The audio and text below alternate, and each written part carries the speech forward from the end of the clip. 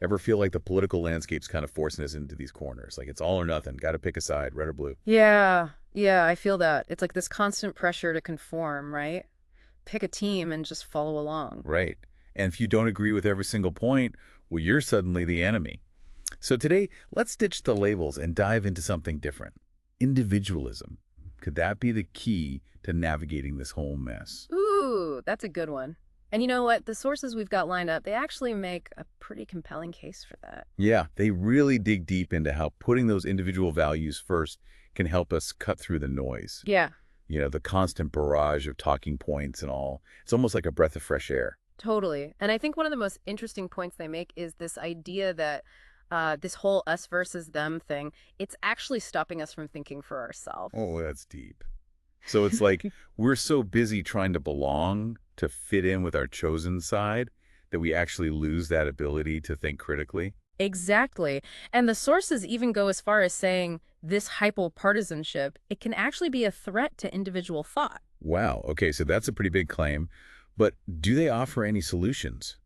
Because honestly, I'm feeling a little overwhelmed just thinking about it. They do. And one of them is surprisingly simple: embrace nuance. Nuance. Okay, so like not just seeing things in black and white, but recognizing all those shades of gray in between. Precisely. And the sources actually bring up a really interesting example here: the fairness doctrine. Remember that? Vaguely. Refresh my memory. Okay, so back in the day, broadcasters were required to present different viewpoints on, those big controversial issues. Oh, right, right. So they couldn't just push one agenda. They had to show both sides of the coin. Exactly. And the whole idea behind it was to expose people to a wider range of perspectives, right? Yeah. Encourage them to form their own opinions based on like a more complete picture. That makes a lot of sense. So are they suggesting we bring something like that back in today's media landscape, I mean? Well, they definitely suggest we consider it. How could we adapt that principle for the age of the internet and social media? Yeah. That's a fascinating thought. I mean, could something like that actually work to bring back that sense of balance? It's worth exploring, right? And it really highlights how thinking individualistically can lead to some really practical, innovative solutions. Okay, I'm totally digging this. So what else did these sources have to say? Because I'm already feeling a little more hopeful. Well, get this, they even connect this whole polarization thing to, wait for it, free speech. Free speech. Whoa. Really? How does that fit in? Okay, so think about it. When everything's so divided, so us versus them, there's this fear, right, of expressing an opinion that doesn't perfectly align with your tribe. Ooh, yeah. Like you could get ostracized, canceled, all that. It's almost like a modern day McCarthyism, just with different targets. Right. And that's where the sources argue that individualism is crucial for protecting those individual voices. They even bring up John Stuart Mill. John Stuart Mill. Okay, I'm vaguely familiar. Give me the Spark Notes version. So he was this philosopher, right? And he was a big advocate for what he called the marketplace of ideas.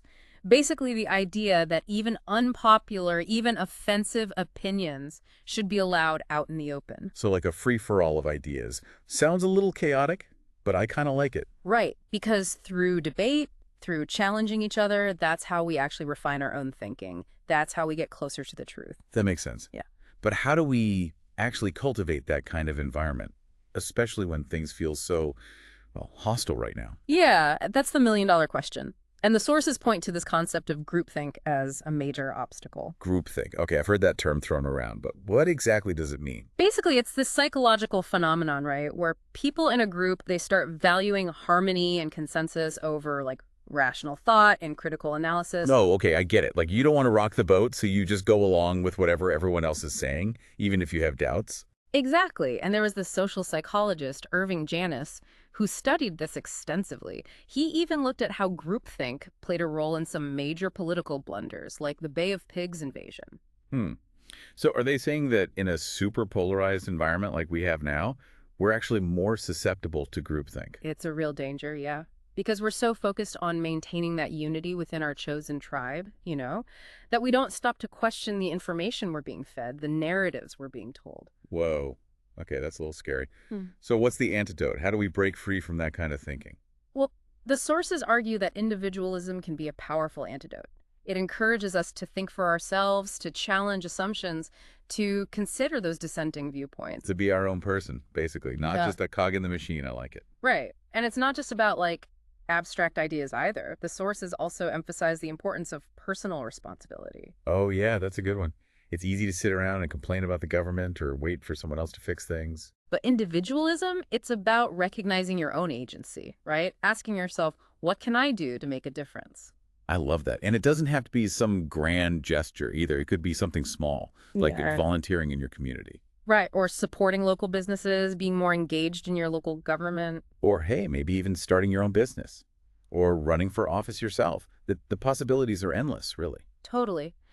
And I think all of this leads to what is, for me, the most powerful idea in all these sources, the concept of common humanity. Ooh, yeah, that's a good one.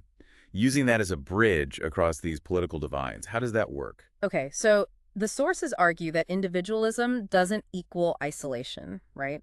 It's about recognizing the worth and dignity of every individual, no matter their political beliefs. It's like we're all human, right? We all have those same basic needs, those same hopes and dreams. Exactly. And that's what we need to remember, especially when things get heated, when those political disagreements start to feel personal. Because at the end of the day, we all want the same things.